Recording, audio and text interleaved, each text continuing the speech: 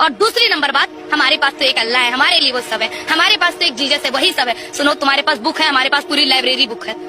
Wake up to reality. क्या अल्लाह अपने बंदे को काफी नहीं?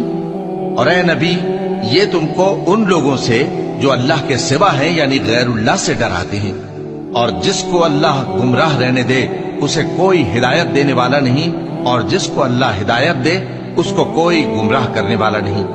क्या अल्लाह इज्जत वाला, बदला लेने वाला नहीं है? और अगर तुम इनसे पूछो कि आसमानों और जमीन को किसने पैदा किया, तो कह देंगे कि अल्लाह ने।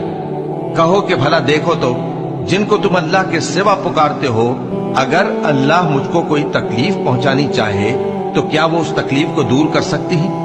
या अगर वो मुझ पर मेहरबानी करना चाहे तो क्या वो उसकी मेहरबानी को रोक सकती है?